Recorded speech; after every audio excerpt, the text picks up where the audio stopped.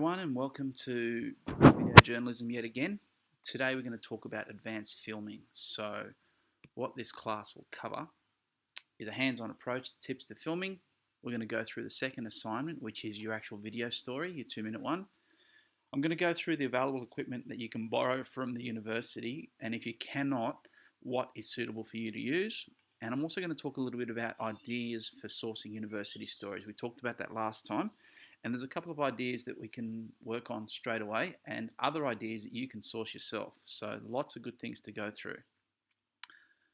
So today I'm basically going to talk about the camera and the sound. The camera is the eye to the viewer. So whatever you see is what the viewer gets to see. And you tell stories by building a sequence around it. So it's very, very important. And we're going to go into detail. I'm going to go through the course content for you.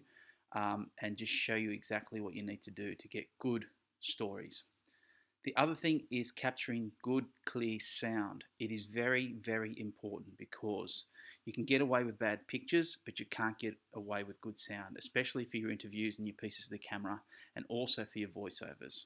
Okay, so when you're recording, if you're recording in manual, keep all the sounds around minus 9 decibels. So that's not 9, it's minus 9. Okay, so 0, for instance, is when the digital meter peaks and you don't get any sound at all. So a good range is between minus 12 and minus 6 decibels, okay? Most importantly, when you're editing, keep your whole program at the same level the whole way through, and you can do that. And the next lecture that I'm going to put together is about editing, and we'll show you how to get your levels right.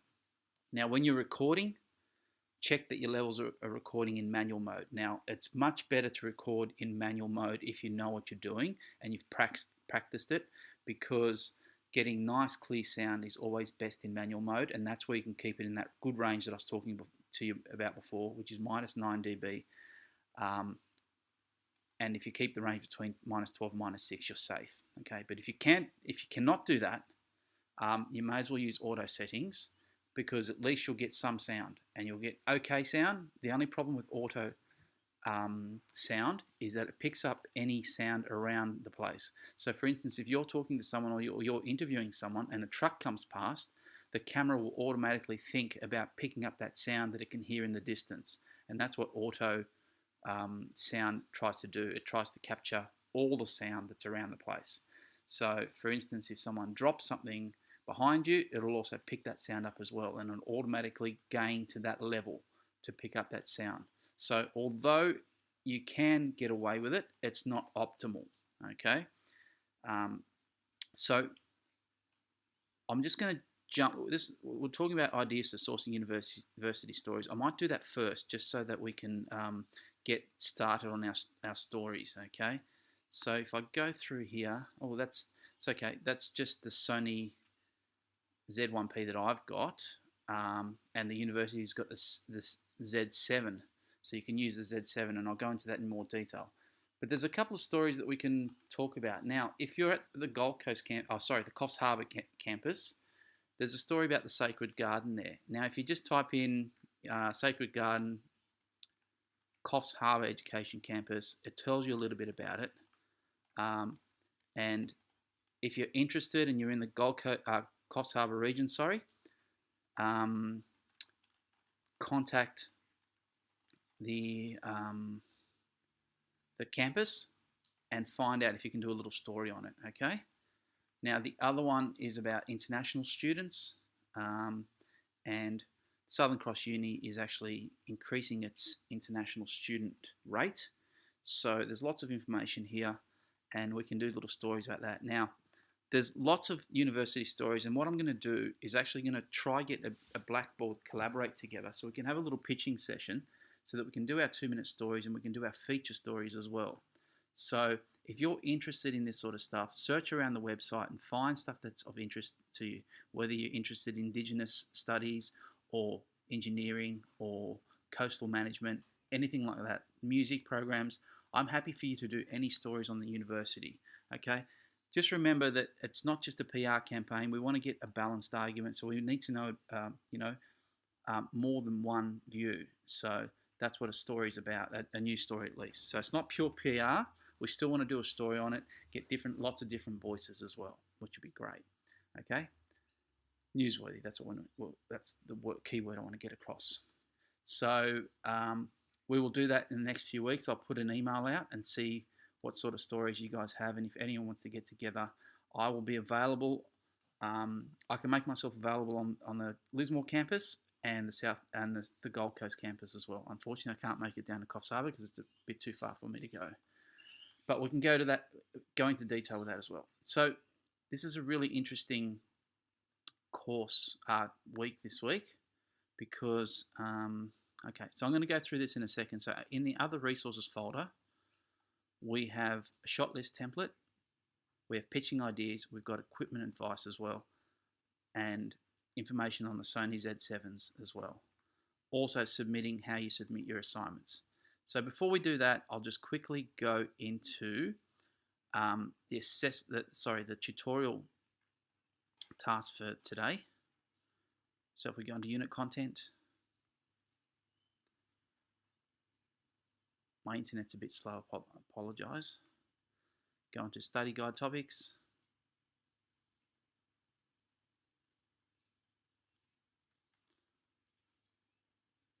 We go to week 6, camera operation audio. And these are the objectives: to operate a camera, get audio recordings, define the 6 shots that are commonly used, defining the access line when shooting interviews, getting raw footage, and shooting under lighting conditions. Okay, so there is lots of good content in here. So I'm only going to guide you through it.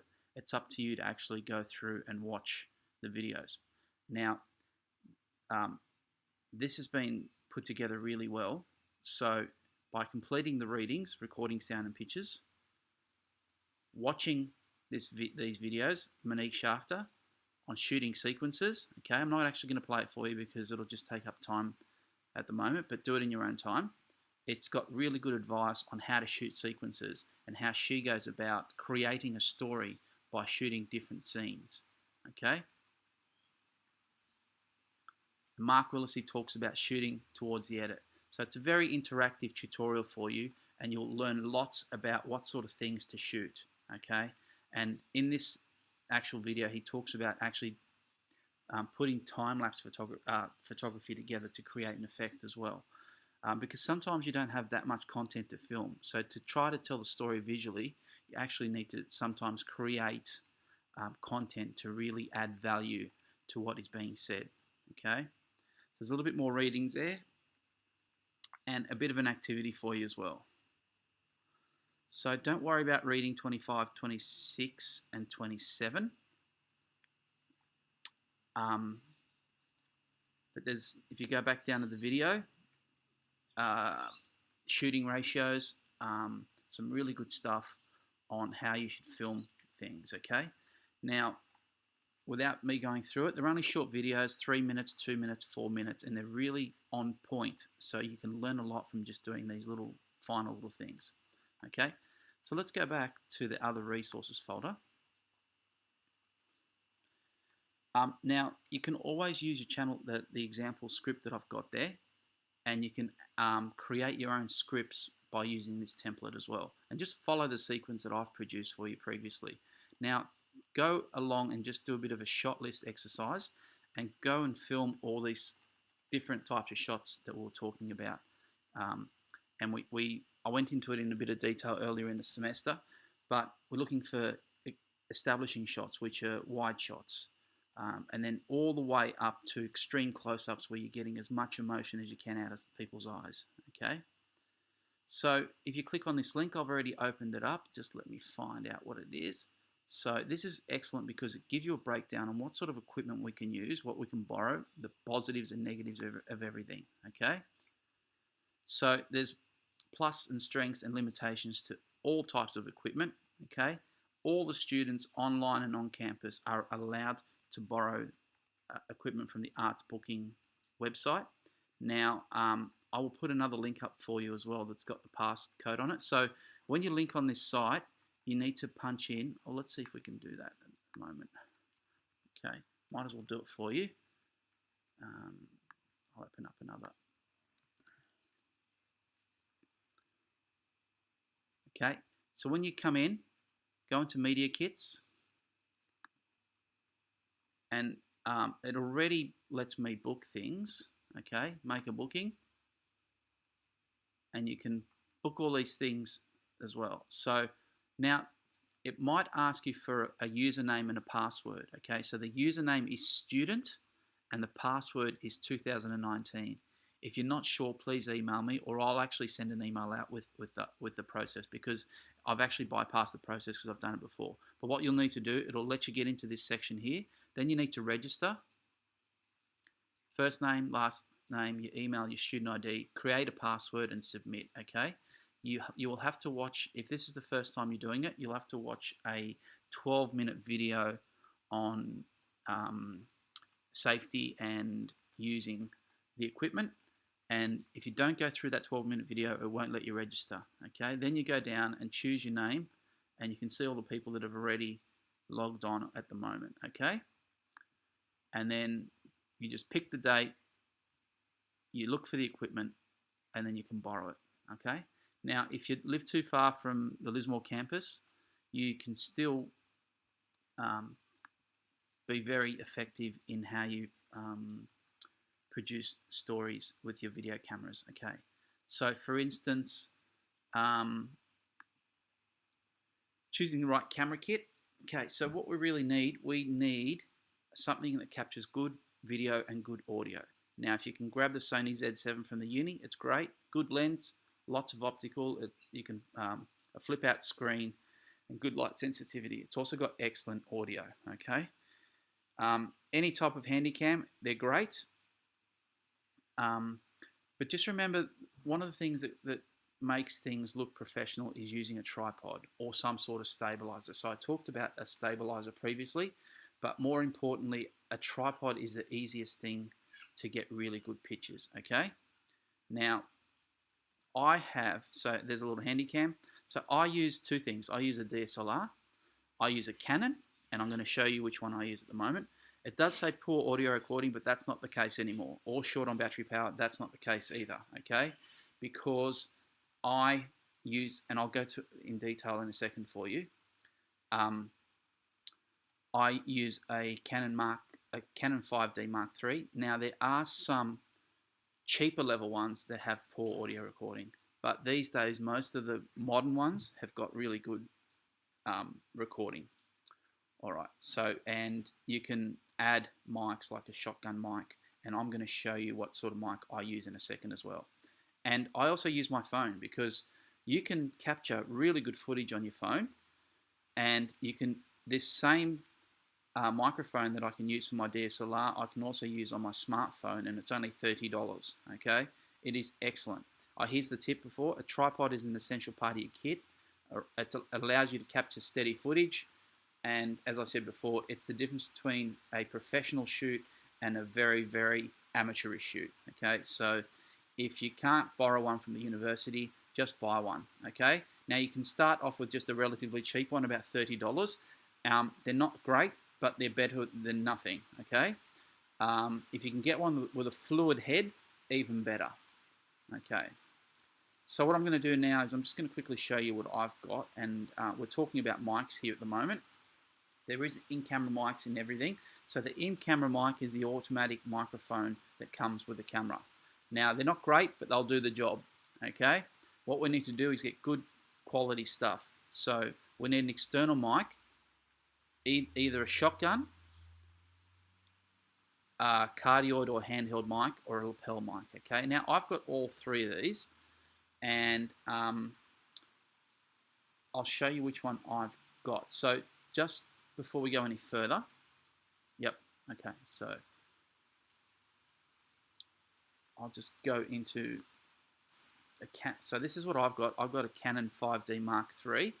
Okay, it's a very good camera. It's fairly expensive, but it's a little bit outdated now. Now you can get much cheaper ones, and most of the Canon range now, even the consumer models, are excellent cameras. They shoot brilliant footage. They can shoot in manual, they can shoot in auto, and most of them have got an input for a microphone. Okay, so so this is the one that I use. I've got this just Boya this Boya microphone. Really cheap, as you can see on eBay. It's only 26 bucks, and it's excellent. Okay, so if you look at it, it's got that little button there. Okay, it lets you switch between an iPhone or just a normal phone and a DSLR camera, because it's got a battery in here that lets it power the microphone in the camera. So this is an excellent microphone for interviews, and I use it. Now this cable's also 6 meters, so you get a lot of leeway when you're trying to record interviews. Okay, so if you're going to shoot on a DSLR or you're going to shoot on your iPhone, you need something like this. Now this is what I use because it's very cheap and simple. If you don't want to use that, you can go into more expensive things, and I'll just type them up for you. So for instance, a Rode Shotgun Video Micro. Okay, there's lots of different ones that you can get here. Now, there's really expensive ones. I've also got one of these, an NTG2, but you don't need anything expensive, and I use that for my more professional shoots because you need to set it up a bit more. So you don't really need something this complex, okay? But Rode, an Australian company, they've got excellent products, and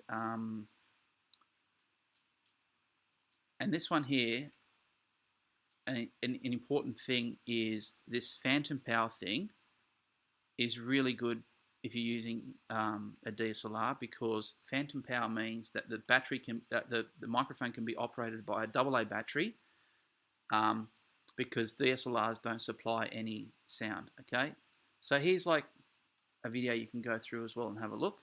Now, a simple one you can get is just a video mic, which is cheaper, and it just sits on top of the camera. Okay, and they're really, really good. Here's an example of one.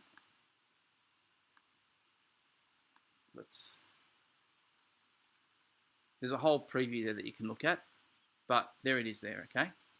So it just sits on top of your camera, and it allows you to put the little jack into either your iPhone or your DSLR. So you'll get professional video footage, and you'll get really, really good sound with these type of microphones. Now, there's lots of others around. There might be some cheaper versions, but I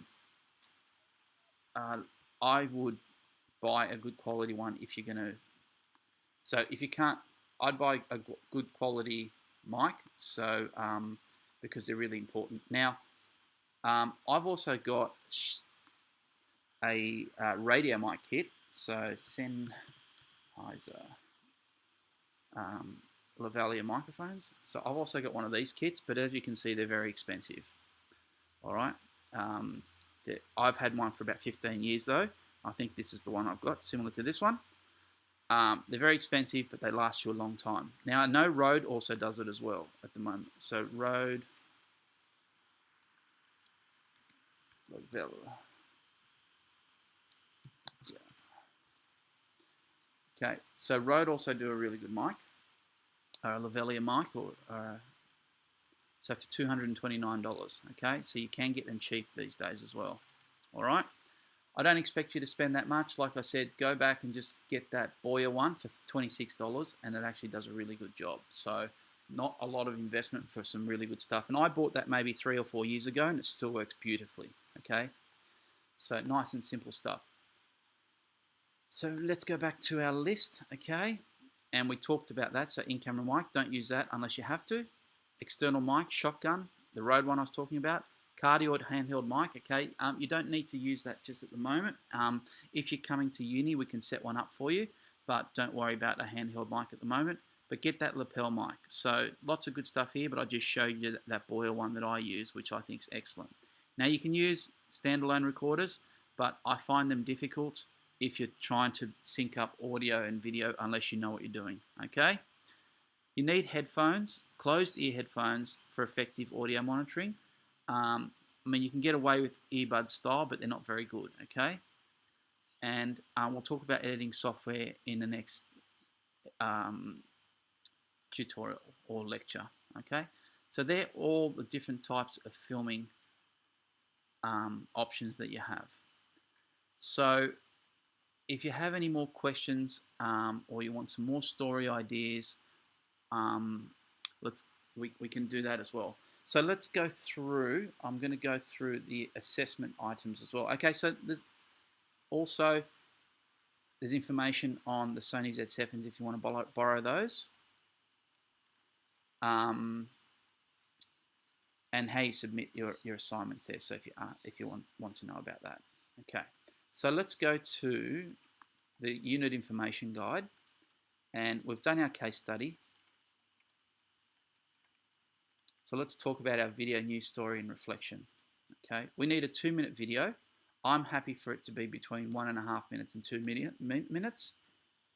Got to have strong news values, and you need to produce the original elements by yourself, which is an interview grab, a reporter voiceover, which is how you record. And now you can record it quite easily, exactly the same way that you set up an interview.